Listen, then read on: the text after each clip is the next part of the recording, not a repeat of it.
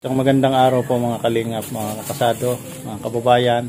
Nandito po ako sa Barangay Talangka at meron po akong pagbibigyan na uniform po ng eskwela, dahil napansin ko po nung isang araw, hindi lang po tayo nakapag-video, na pumapasok po siya, wala po siyang uniform, at yun nga, natanong ko na kung alam yung bahay ng hipag ko, dito ko lang siya papuntahin sa ganitong araw. Kaya araw ng linggo pinili ko, walang pasok. At ito, pinupunta ko nga dito at naghintay kami ng kaunting oras. Pinilhan ko po siya ng uniform, tsaka po payong, yun po yung wala sa kanya, mga kababayan. Maraming salamat po kay Ate Lerma Tanaka sa sponsor po natin sa school uniform, tsaka sa payong.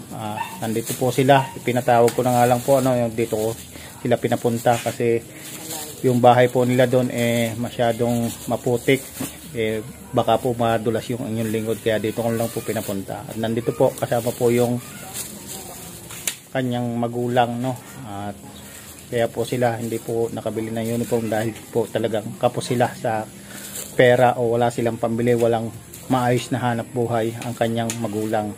At isa pa po, meron pong sakit na nararamdaman ayon sa kwento ng bata. Ito po, at nandito sila at ito pong kausapin. Ito po yung mag-ina. Ayan. Toy, anong pangalan mo nga? Wilmar po. Wilmar Mayo po. Mayo. Ayan. Ilan taong ka na? 12 po. 12. Ayan. Anong grade mo na nga ulit? Nalimutan ko na Grade 6 po. Grade 6 yan, grade 6 po. Isipin niyo po, grade 6, pumapasok po siya ng walang uniform, Iisa lang po yung uniform niya, yung sabi sa akin. Totoo ba yun? Iisa talaga yung uniform mo? Ayan, yan po ang kanyang ina, si pangalan mo, te? Marisa, parang ikaw yung lagi nagko-comment doon sa amin na. Solid follower po ito ni Daddy Frankie, mga kababayan, si Ate Marisa. Ayan, Daddy Frankie, baka naman po solid follower nyo ito, si Marisa Saldivar Mayo. Paki-check nyo po, Daddy Frankie, yung kanyang account, at siguradong makikita nyo sigurado ay walang iba kundi mga share ng mga video mo at saka share ni Kasado, ito pala yung ito pala yung uniform na sinabi ko sa iyo na bibigyan kita, na bibilhan kita. Tingnan mo kung ilang uniform yan. Tingnan mo, buksan mo yan, saka kung anong laman pa niyan.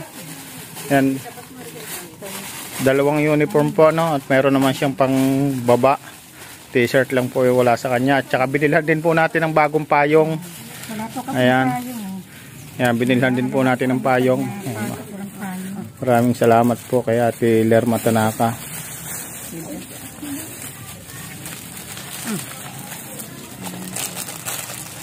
At syempre bibigyan din po natin siya ng pambaon 2 linggo. Eto, pambaon mo 2 linggo yan. 50-50 isang araw. O kung matitipid mo pa, di mas mabuti, ano masasabi mo sa ating sponsor kay Ate Lerma Tanaka? Salamat po sa binigay ko na gamit ko sa akin. Salamat din po dito sa pera. Ayan. Yan po mga kababayan. Salamat po, nagpapiri si Tito Nibaan. Ayan. Ikaw naman, nanay, anong masasabi mo? Marami pong salamat sa nagbigay ng tulong sa amin. Lalo na po dito sa anak ko. May uniform na po, saka payong. Yan, napasok po siya ng payong. Po na t-shirt lang. Yan po mga kababayan. Maraming salamat po muli kay Ate Lerma Tanaka, yan, sa ating OFW.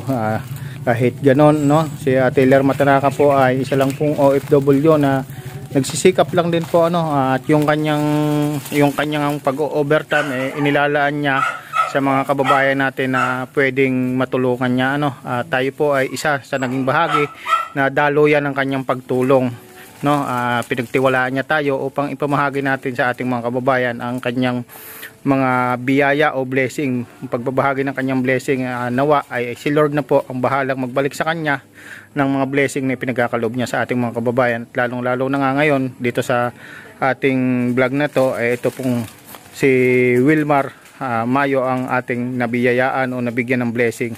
Maraming salamat pong muli. Ayan po sila. Salamat po. Anong trabaho ng tatay mo? Naglalalik po. Lalik. Magkano naman kinikita?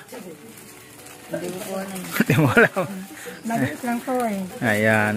Oo. Halos pambili lang po ng pagkain. Ayan. Minsan hindi pa po sapat. Kumakain minsan ng walang ulam.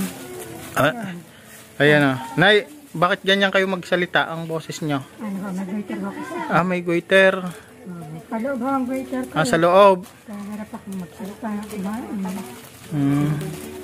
Ayan. Yung pala si nanay may goiter.